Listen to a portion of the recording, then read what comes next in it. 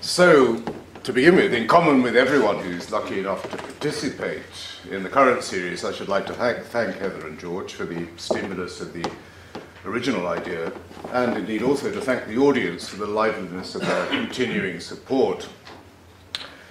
For all that, I do have certain misgivings, certain eyebrows to raise, and so I suspect may you, our much respected audience, in response at least to the odd emphases of this evening's lectura. My rather catchpenny title may already have been an occasion for some arching of the brow. Yes, today is Valentine's Day, and if you consult Google ratings, you will quickly find that the second most popular verse in the Commedia is this line from the first of this evening's trio of fives, Inferno Canto 5, Amor che nullo amato amar perdona. I might add that the most popular of all is Abandon hope, all ye who enter here, but this is probably less appropriate to a candlelit dinner than Amor che nullo amato amar perdona. And for the moment, I want to leave these words on the screen untranslated. Their gentle sonority alone suggests how perfect they might be for murmuring over the table, in anticipation, no doubt, of a climactic zabaglione. So, please feel free to murmur, if you wish, sotto voce. Yet, responding to the demands of vertical readings, one quickly encounters a set of far from Valentinian considerations. Purgatorio is a canto which, having depicted scenes of death in battle and a mafioso assassination, concludes with the elegiac words of a wife murdered by her husband. Worse still, if we ascend from Inferno 5, which beyond question has always been the most popular canto in the whole Commedia, we arrive at Paradiso 5, which may well qualify as the canto best avoided, depicting as it does a Beatrice who insists on arguing, from the crumbling of the first bread roll to the final sip of espresso, about the fine print details of contract law. But worst of all, I intend to concentrate attention this evening precisely on Paradiso 5. So you will well suppose that you yourself as audience are about to experience 50-odd minutes of massacre, misery, and martyrdom. I shall, however, stand firm. Indeed, I want to raise the stakes still higher, so I shall be very sorry if, in the end, I haven't convinced you and others that Paradiso Canto 5 is one of the most thoroughly human cantos and humane cantos that Dante ever wrote. I might add, as a practical recommendation, that a student of mine, with whom a couple of years ago I discussed this canto at great length, has now gone to the Harvard Law School and persuaded the hard-headed dean of that institution to supervise her dissertation on Dante's conception of justice and mercy. Also, with no apology, I want to pay a good deal of attention to Purgatorio 5. This is a canto that T.S. Eliot cites in The Wasteland. Likewise, the poet Robert Lowell writes two versions of its central episode. So there is surely some living poetry here as well. But all of this is to imply, conversely, that Inferno Canto 5, so often prized for its delicacy of dramatic voice and subtlety of psychology, might itself be seen in the vertical perspective as a manifestation of dead poetry, of cliché and preconception. Is this Dante's version of Strictly Come Dancing, with the lovers Paolo and Francesca tangoing on the wuthering heights of adulterous passion? Well, no, I don't mean precisely that, but I do mean that the over-popularity of this canto, and indeed of the Inferno at large, is something of a cultural disaster, and certainly a profound distortion of the best that Dante has to offer. From Boccaccio's first reading of the canto in 1373, Paolo and Francesca, she being the sole speaker from line 88 onward, have been seen as a heroic example of a doomed and illicit love that persisted even in the face of murder and of hell itself. Tchaikovsky wrote a swooningly violent fantasia on this Liebstadt. Rodin, go to Rodin, did several sculptures of this episode, most well known as in the Tate, the Kiss, but this also, as shown on his Gates of Hell. Yet to see what is going wrong here, one has only to stop murmuring for a moment, amor, che nullo amato, amar, perdona, and ask what the words here really mean. For the shocking truth is that these lines, read closely, amount to a stalker's charter. Love dictates that no one who is the object of another person's love or obsession can ever be allowed to resist the claims that love projects upon him, her, or it. So, abandoning our lyrical absorption in favour of fine print, the nuance of the words, we see that Francesca here does not say she loves Paolo, but rather that some supra-personal force of love, amor, possesses her. The loved object, Francesca, willingly represents herself as an object, an unnamed past participle, amato, to be read in a passive application. The verb pardon is torn from any context that might invoke the mercy of God, miserere, to be spoken here with a sentimental simper. And in the alliterative pattern, amato, amar, the infinitive amare jags ambiguously close to the word amaro, bitter. The depth, then, of Dante's meaning lies as much in the syntax of these lines as in its dulcet alliterations. And syntax, which Chomskyans might say is as natural a part of human apparatus as instinct is, emerges as the enemy of unthinking cliché. So, alliterative as my own title is tonight, it is really meant as some sort of organizational guide to patterns of thought, theology, and truly human interest that emerge in all three of Dante's Canto 5s. Violence is an issue in all three, and so is a consideration of how we can free ourselves from violence.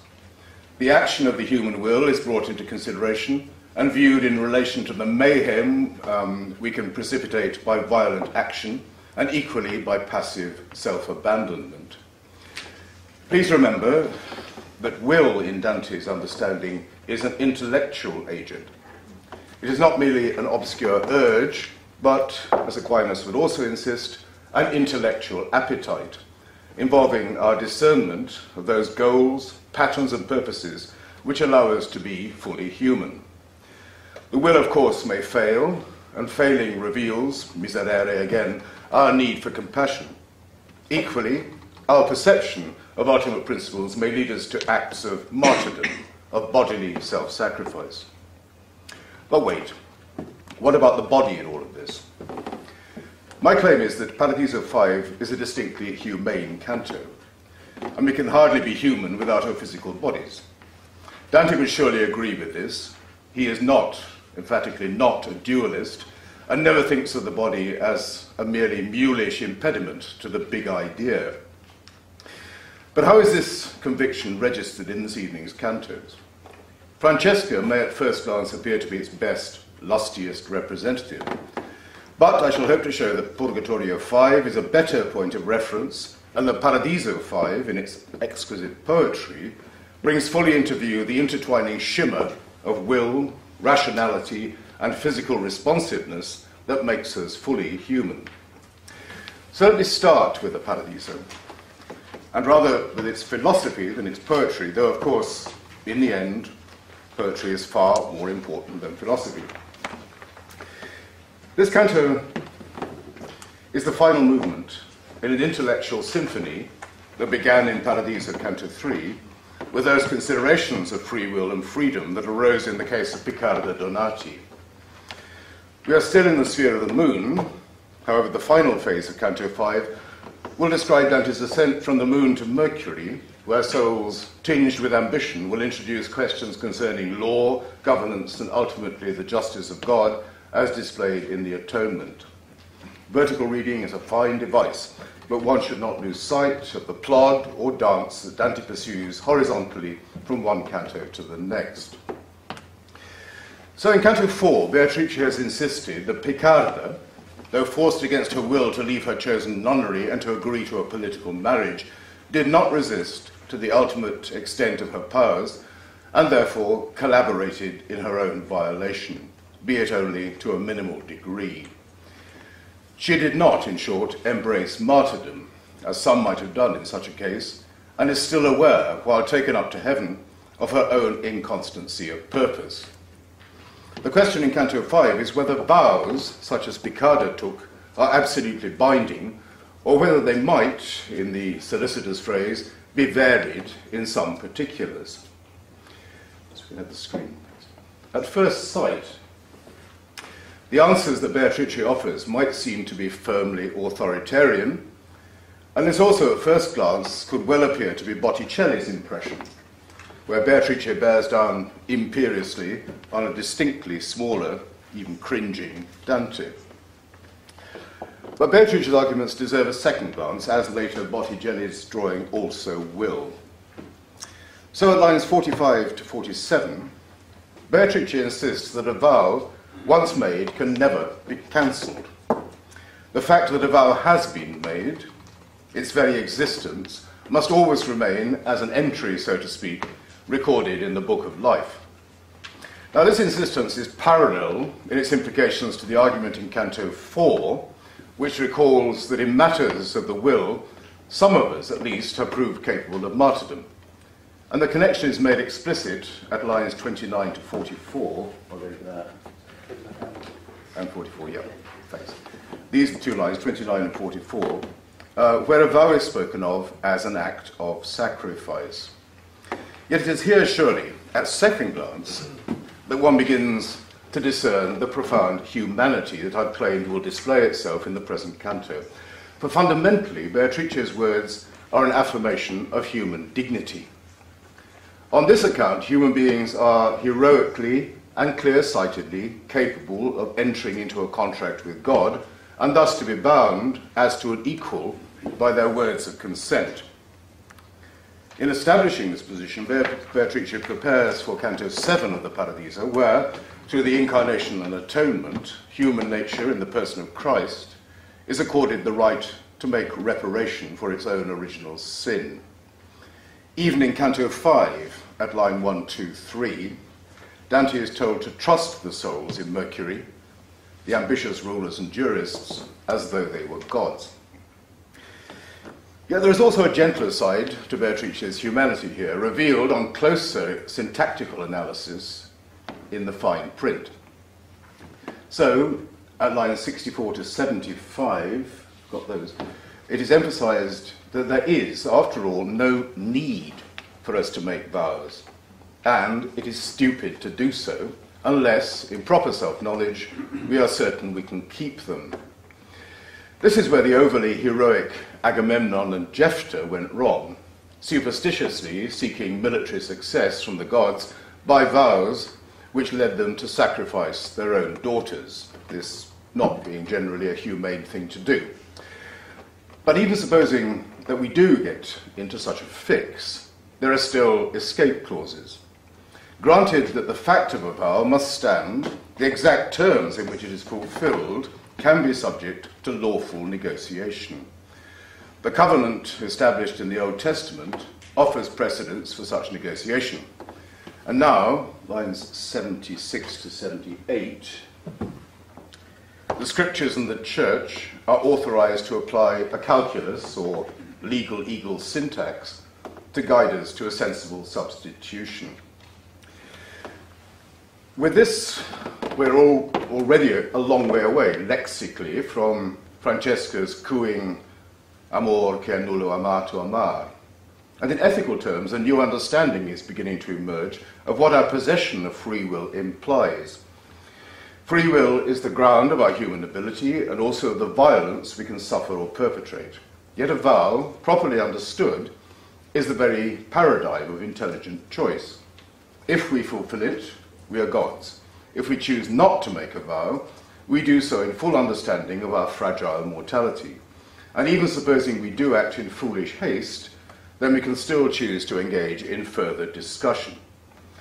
Nor is this all, for the whole of this sometimes pernickety argument is conducted in the context of the radiantly liberating hymn to freedom that Beatrice utters at lines 19 to 24. That's there. These lines mark an absolutely crucial moment in the development of Dante's thinking about freedom.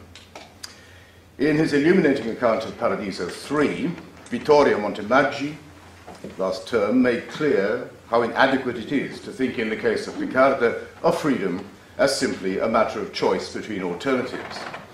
That would be merely a supermarket view of freedom as choice between Heinz baked beans and Sainsbury's own brand. Vittorio, being Italian, put it far more elegantly than that.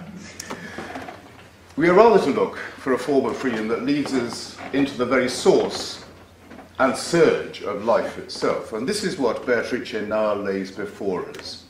Freedom is now to be understood as the freedom experienced in the wholly unconstrained giving and receiving of gifts. Free will is itself a gift that God has given. This gift, moreover, is an expression of the original and ever-continuing act of creation. Note the gerund, an infinitive form, creando here.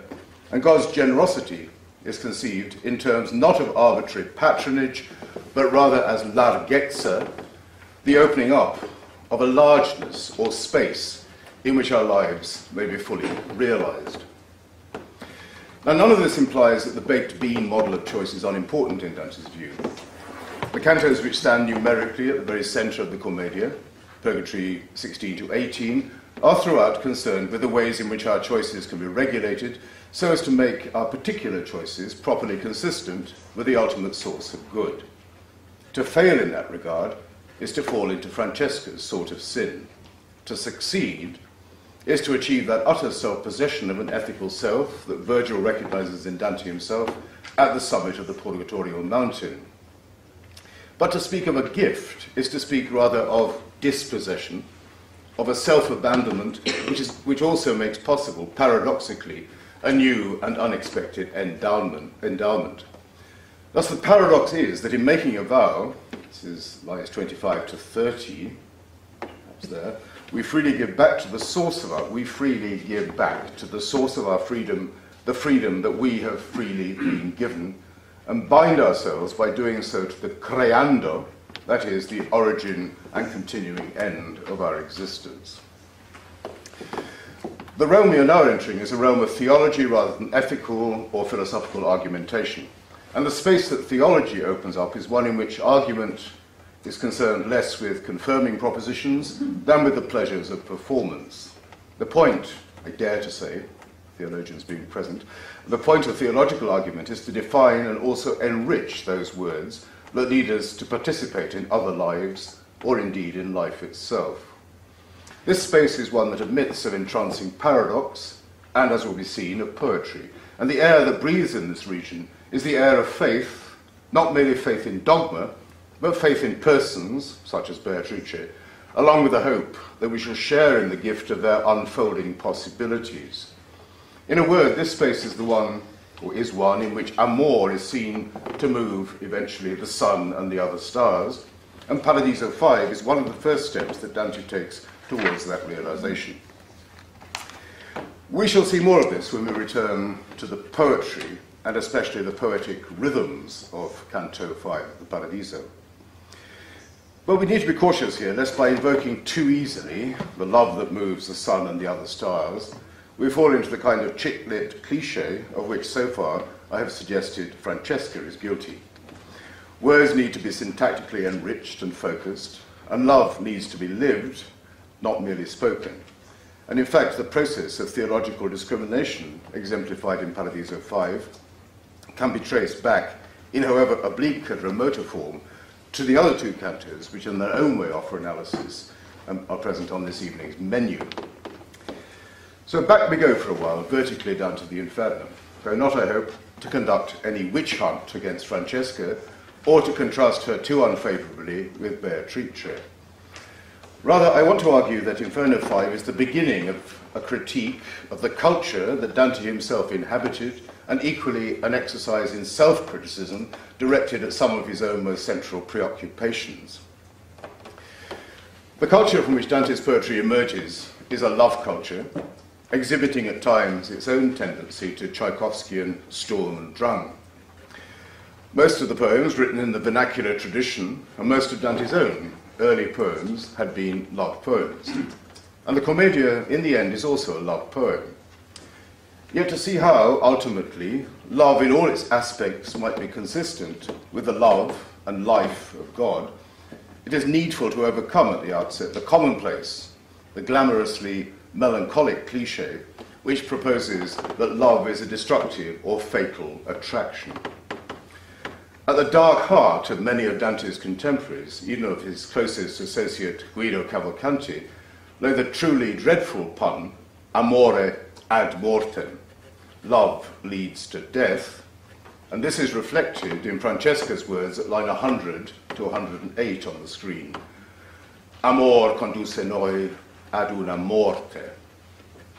And we've already suggested how her amare collapses into amaro, bitterness. Now Dante himself, in the earliest work that he wrote, the Vita Nuova, had already begun to resist any such conclusion. It is there that he writes, amore il cor gentil sol una cosa, attempting to establish an absolute identity between love and ethical prowess. Love is a noble virtue, and virtue displays itself in love. So, what is happening when in Inferno 5 he allows himself to write, on Francesca's behalf, the verse at line 100, amor che al cor gentil ratus apprende.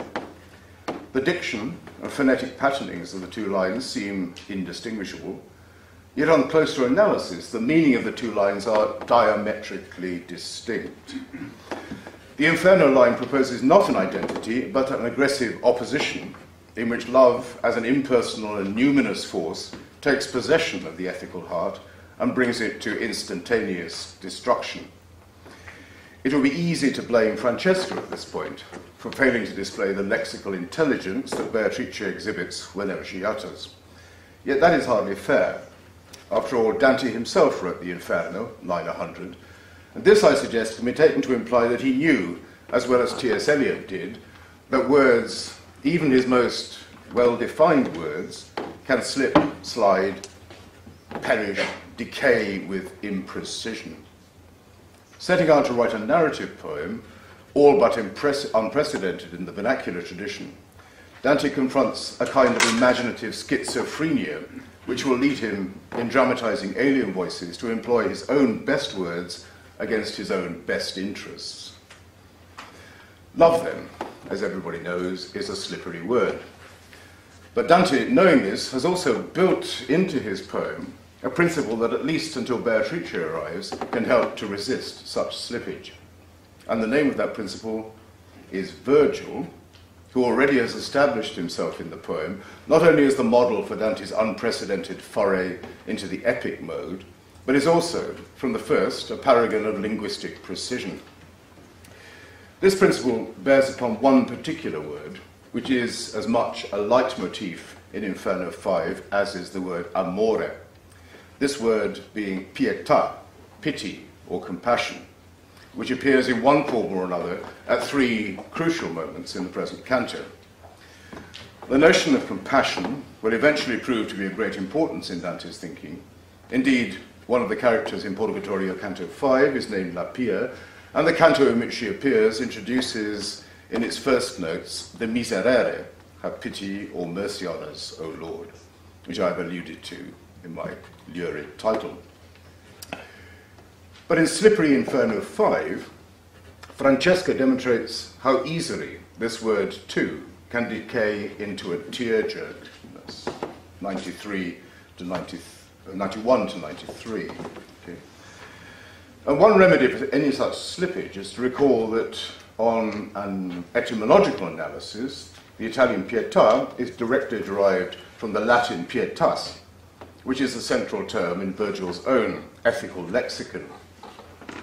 In the Aeneid, pietas, so far from implying a kittenish cultivation of private sentiment, denotes public duty, an unwavering commitment, such as Aeneas displays, to the well-being of the state and to justice. In choosing Virgil as his guide, Dante had explicitly devoted himself to the virtue of political justice, which he took to be embodied in the Roman Empire. Yet justice is already seen here to involve something of that discriminating attention to words that Beatrice displays.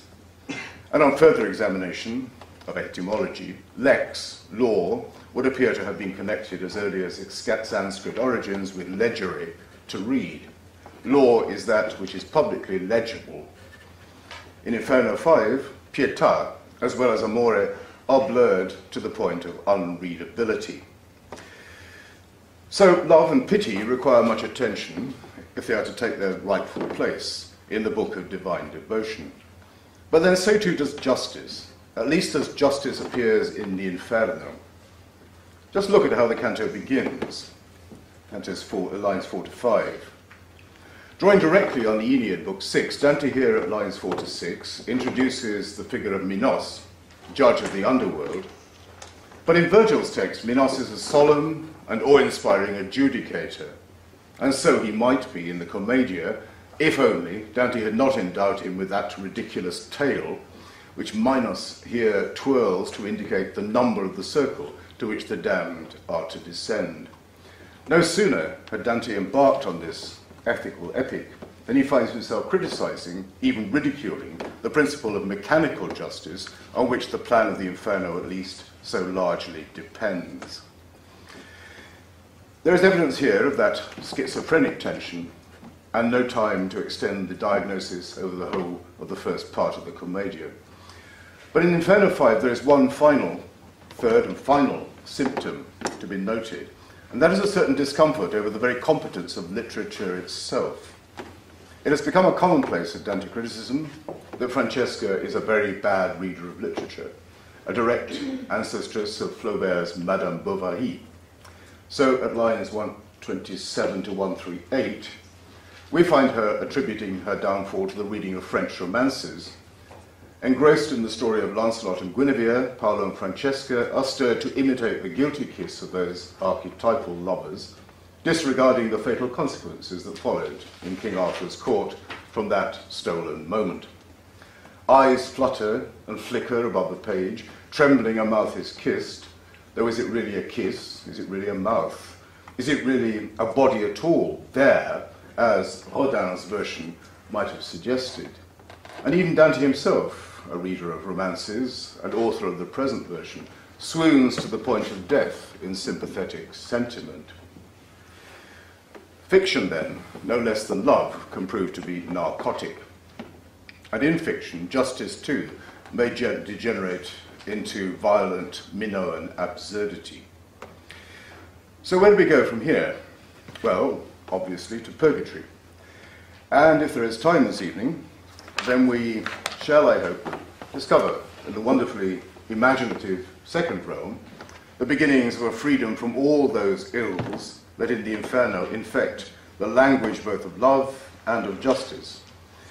We shall also, I hope, find here a conception of the body, hitherto lacking from my argument, which allows to our physical frame a far more significant role in human existence than might appear from the literary flutters of Francesca's fragmented eroticism.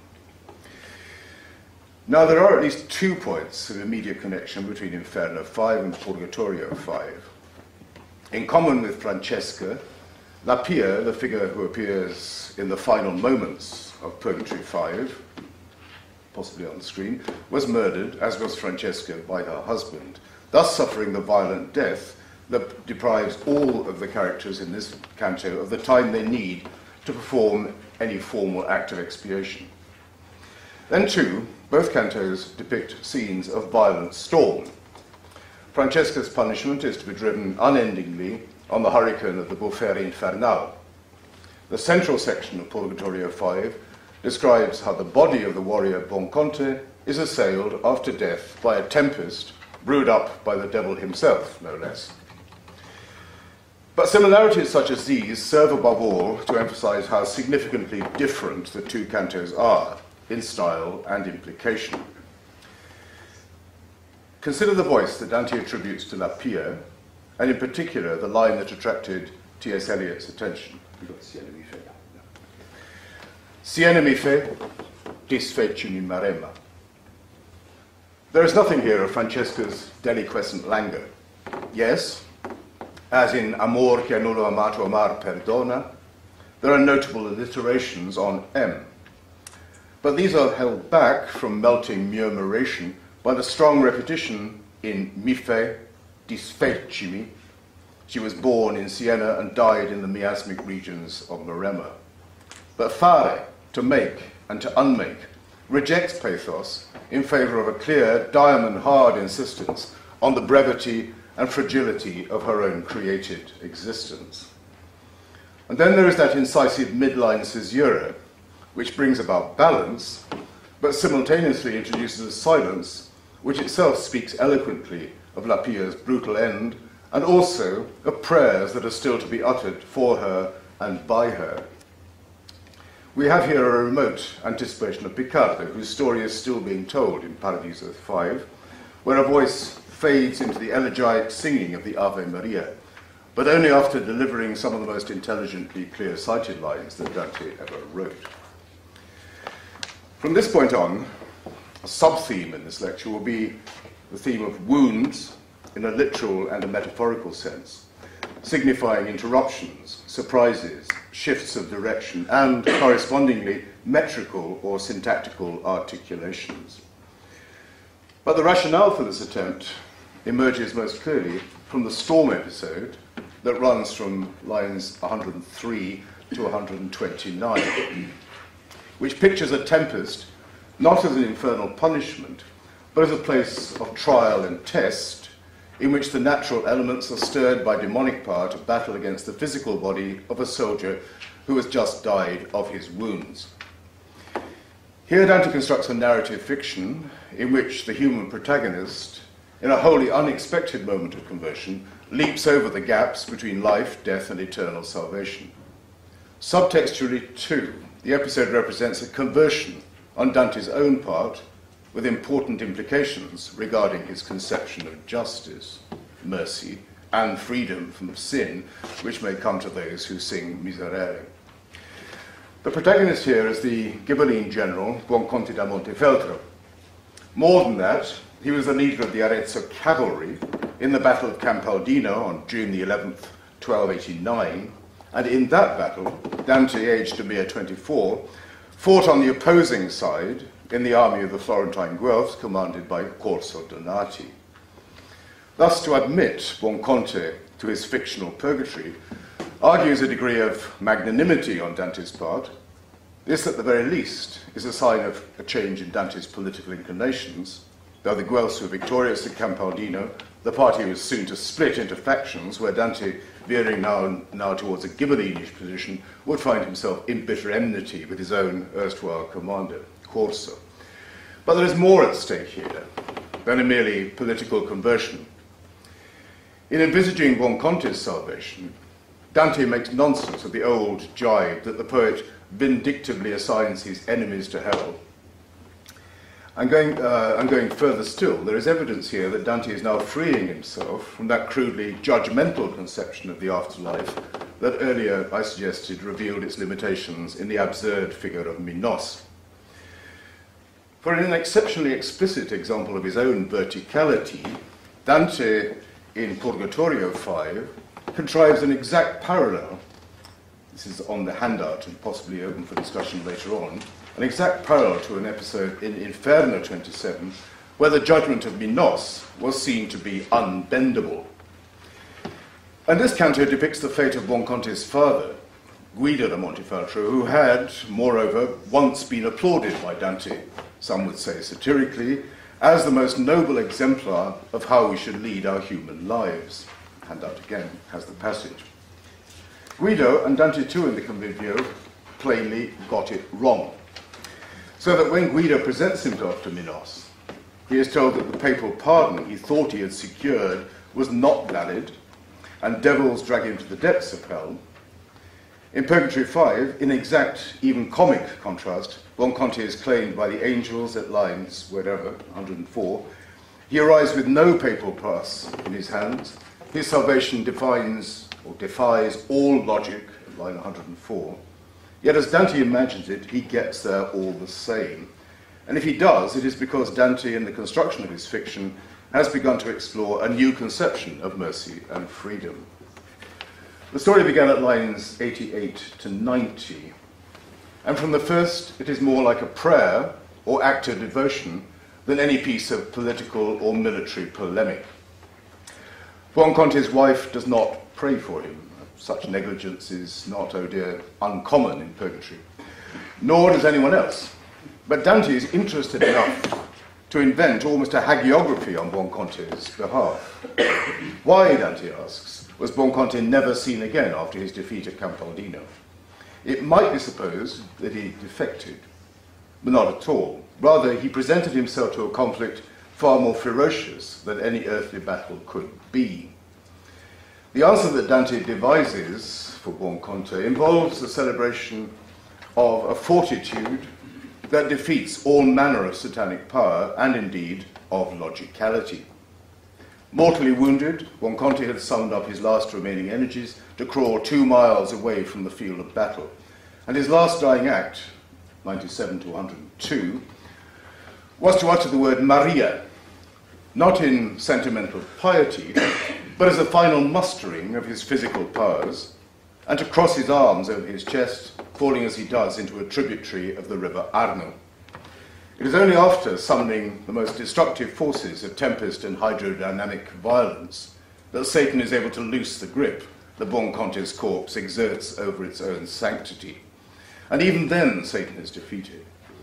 Where, in the case of Buonconte's father, the devil had been able to claim a logical victory over an unrepentant sinner, he is now totally flummoxed, taken aback at the illogicality of allowing a sinner into salvation without any papal blessing and solely on the strength of a single repenting tear, a lacrimetta. The storm, then, is Satan's act of vengeance on Buonconte's spiritual success. But the crucial factor is the place accorded to Buonconte's body in all this drama. Out of the massacre of Campaldino there comes, in the moment of its hero's miserere, something akin to martyrdom. Buonconte's final and spontaneous Maria is in its own way a vow of fidelity, an act of will far closer to Piccarda's self-giving determination than to Francesca's descent into literary oblivion. But the specific contribution that this episode can offer is a celebration of heroic vulnerability. In Articula Mortis, the muscles of the wounded warrior lock in the form of a cross. And though reaching the Arno, his grip is eventually released. This is not before his actions have inscribed an utterly new meaning on the physical universe. Throughout, the fifth canto has evoked, notably, landscapes where flux, vapours and fogs are in the ascendant. La Pia dies in the Malario Maremma. Jacopo Rosticucci, lines 73 to 84, tells of how he took a wrong turning in the swamps around Padua and stuck in the mire and reeds, was murdered by his pursuers. His lifeblood pours out to form a lake in which his humanity is wholly absorbed into the brackish ooze. But this already contrasts with the single, distinct and purposeful line of red that Buonconte draws behind him from the wound in his throat, insanguinando il piano, on the way to his final encounter. And with the crossing of his arms, the fragile human body spells out a significance which can only be described as liturgical. Physical nature, as in the liturgy, now means something, something that links it to the creator and redeemer of that physical nature. And water itself becomes more than a disastrous flood. Buonconte's watery fate is also the sign of his baptismal redemption. So body does matter in ways that the lustful might never have imagined. But it is this significance which has already been registered in the long sequence, when we come to the Flaxman illustration, the long sequence 1 to 27 that opens Canto 5. This describes Dante's own movement from one region of purgatory to another. The landscape he is traversing is the magically realistic landscape of Mount Purgatory, where natural features are at every point endowed with liturgical significance. But the magic here is that Dante casts a shadow, and therefore must, amazing even to himself, be, at line 9, pour me, an object of wonder.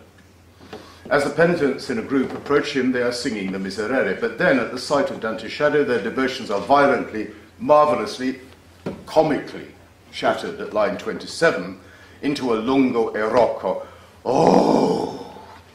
And this rude interruption marks the announcement of an ultimate mystery. Yes, it is obviously right, liturgically, that all penitents should sing repeatedly the Miserere, which means here the whole of the penitential psalm number 51. But Dante's bodily presence in Purgatorio announces to them the ultimate reality of the human condition, which is that finally we shall reside not in some merely spiritual nirvana, but rather in the resurrected body. Violating all logic, even beyond the sequential logic of liturgical devotion, we shall be returned at the day of judgment to our specifically physical identities. And there is more still. The Miserere is sung at Mass as part of the Agnus Dei immediately before the sacrament of Eucharistic communion. But through a willing participation in the act of communion, we participate in both the violence that Christ sacrificially endured for us and also in the creative unity that our faithful participation in the body of Christ is now making sure. Violent death is here replaced by the violence of grace, by the wholly unaccountable gift, Eucharist, that a creator, in creating, holds out to all its creatures. It is a shock of Dante's bodily presence in purgatory that announces all this. And perhaps the most marvellous poetic thing of all is that the announcement is made not in a flash of epiphanic light, but rather through the shadow cast by a mortal, still vulnerable, indeed rather silly human body.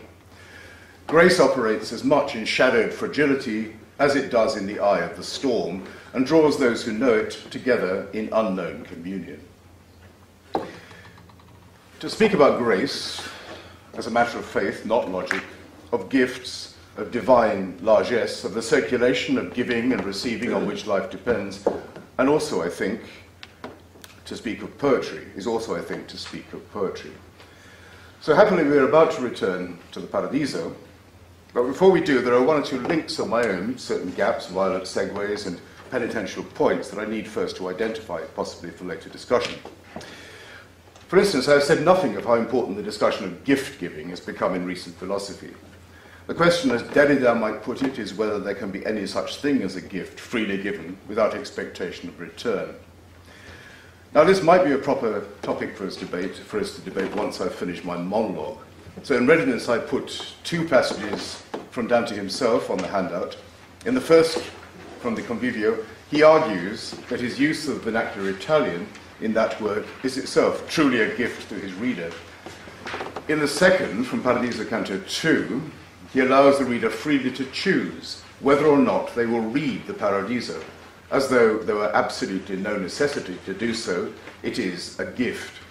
Might not those readers who do freely choose to continue with the text be thought of as accepting a gift, or even as taking a vow of fidelity to its author?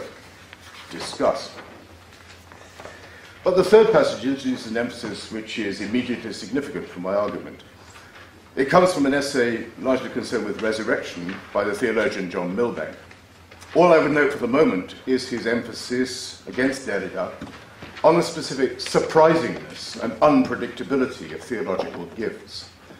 And the supreme gift is resurrection, which gives ourselves back to ourselves wholly and in wholly unfamiliar form.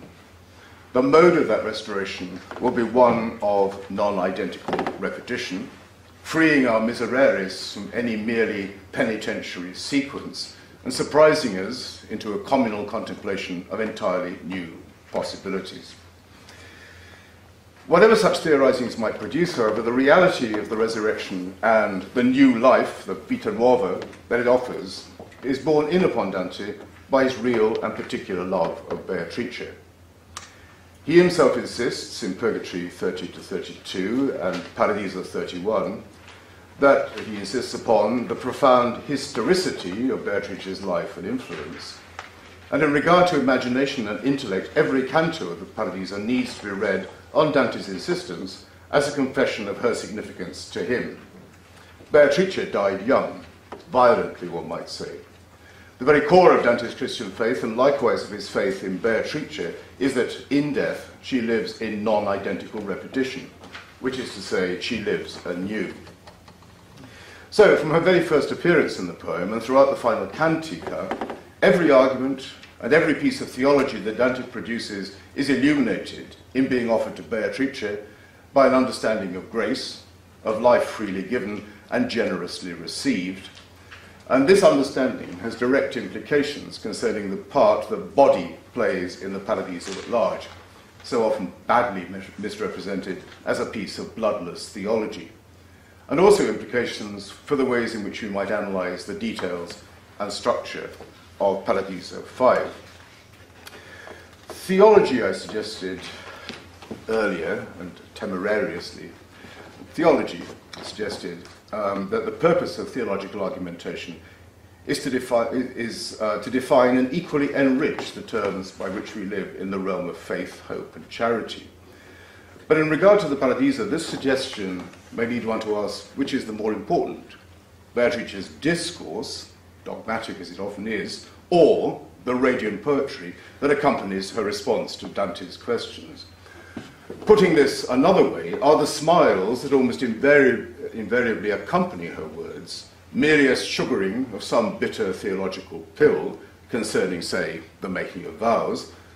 Or could it be that the point of her theology is to release the smile and all the vitality of the word that Dante summons up in his descriptions of Beatrice's laughter? And I would argue for the second of these alternatives.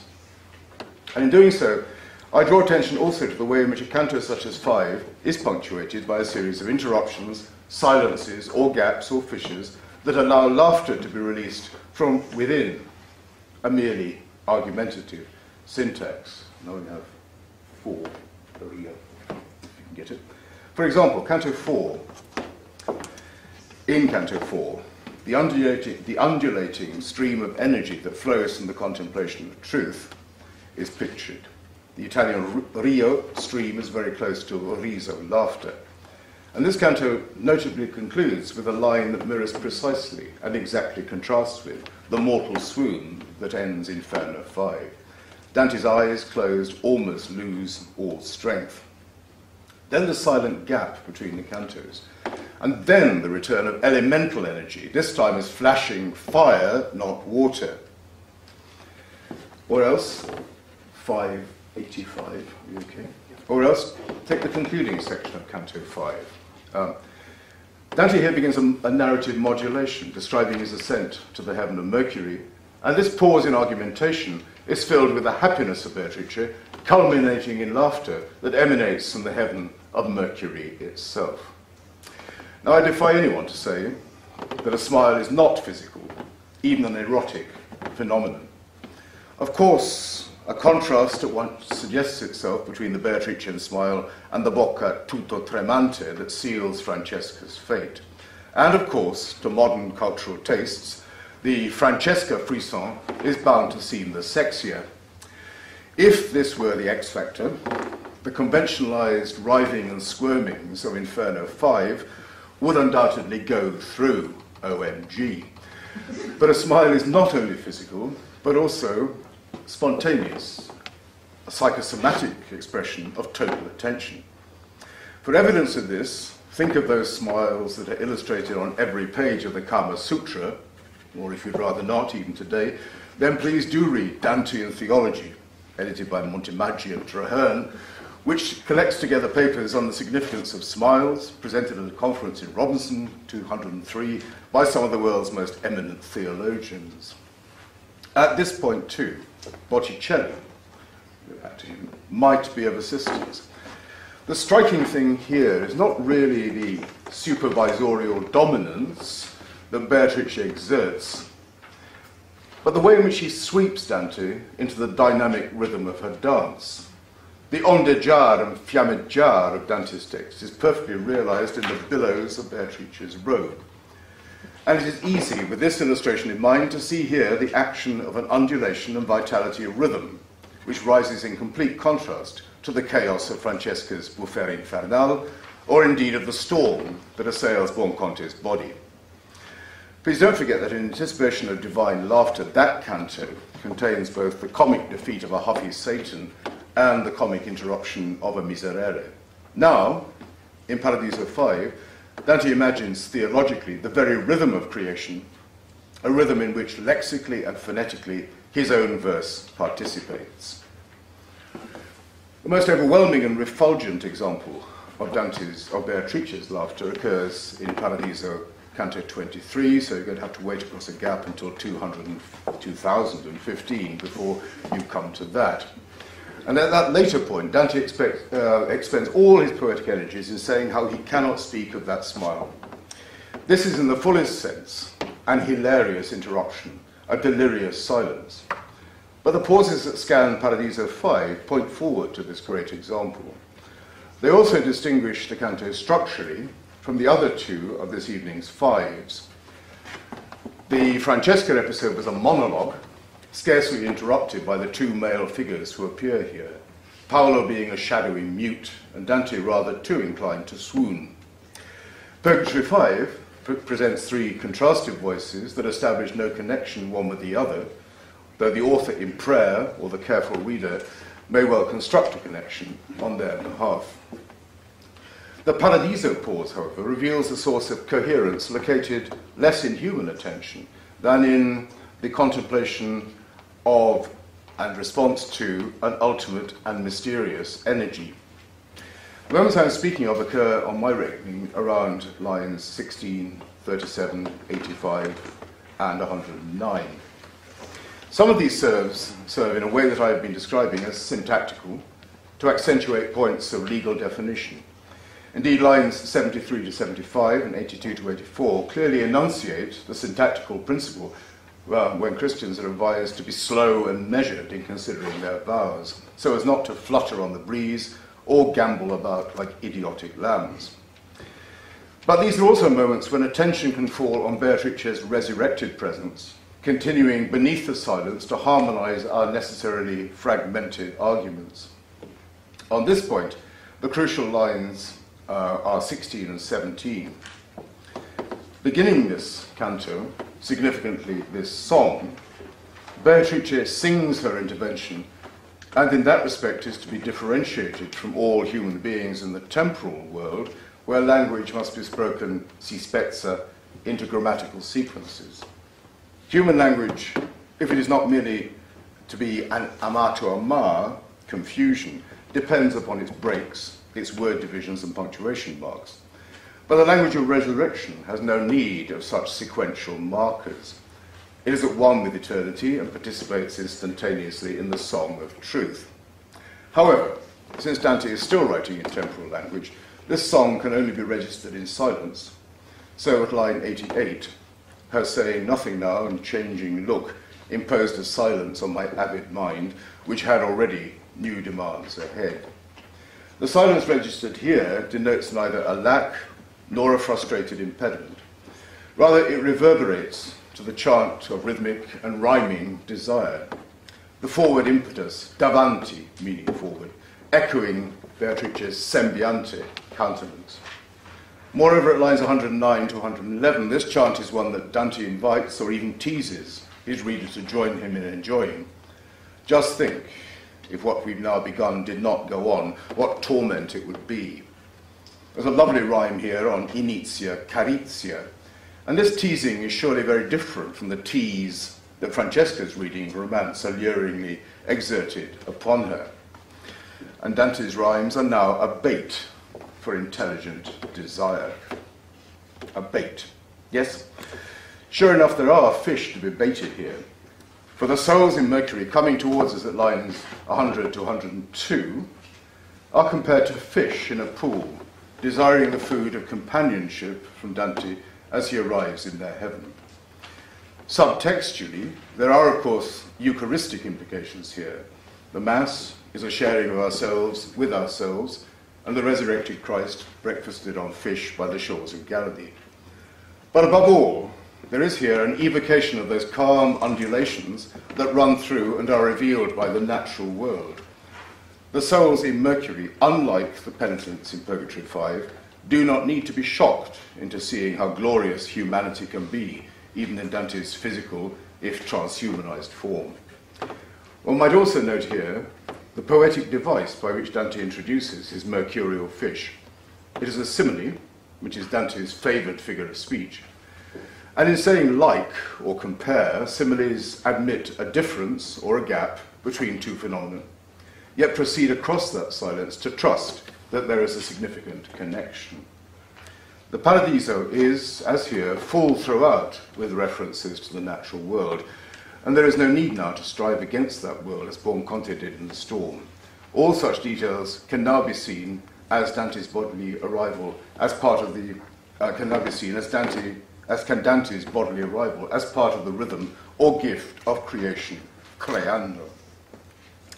But finally, is the reader, whom Dante addresses at lines 109 to 111, to share in all these undulations? How shall we keep our vow to continue? Well, less in the end through legal caution than through a clear and sharp awareness of the patterns underlying Dante's poetic rhythms. Really, what we need is a real Italian, and we have one, Ambrogio, to read some of these passages in their proper form. No English voice can do proper justice to Dante's Terzine. But from the three passages on screen and also on the handout, one might already see the play of alliterations at lines 2 and 3. Ve divisa vinco il valore.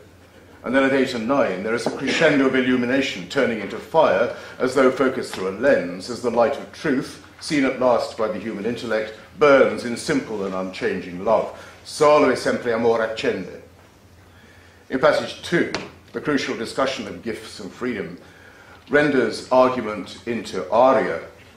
Subordinate clauses, sustained for a whole terzina, triumphantly hit their main clause after an emphatic enjambment with a firm and sustained vibrato of volontà libertate.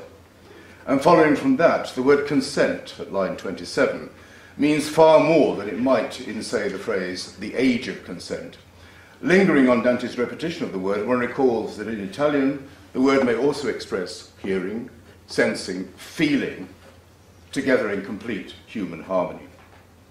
Then in passage 3, that dangerously unstable word, love, amore, is held and celebrated by appearing in rhyme with the unambiguously positive splendori, splendori amori.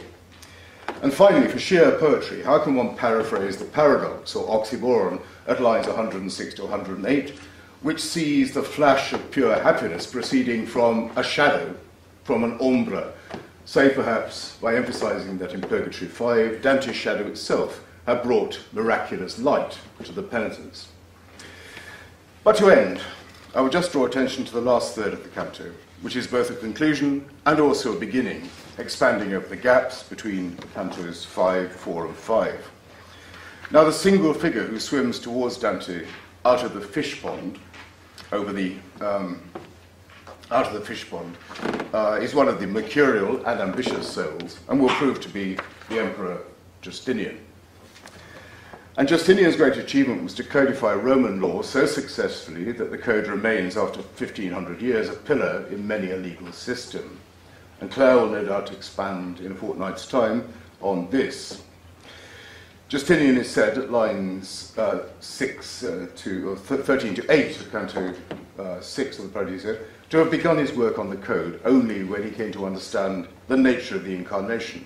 In other words, only when he came in faith to recognize that Christ is both truly God and also truly man, only then did he realize that human dignity, which is to be deserved and articulated through a coherent and legible set of human statutes. But the Incarnation is also the beginning of that history which, sustained by the Eucharist, will at the last judgment be fulfilled in our resurrection. So, while Justinian does indeed assert the importance of legal precision, he also prepares for a greater justice, what Dante will call a living justice, viva justitia, the justice of God, creando. Living justice has nothing to do with minos and precious little to do with fine print. It has everything to do with mercy and generosity. Mercy, however, is better sung than analysed, so let's end there. The spirit of Justinian comes enclosed in light, 125 to 139, chiusa, chiusa. But this enclosure is no prison, but rather a pulsating light registered phonetically in that repetition. And pointing across the canto division, there is in the last line the song, also pulsating in repetition, canto, canta. Theologians need to sing and dance, So too, perhaps, do lawyers and literary critics. But so, above all, should readers of the Paradiso. So please do go off towards Canto 6, singing, dancing, and certainly smiling. Thank you.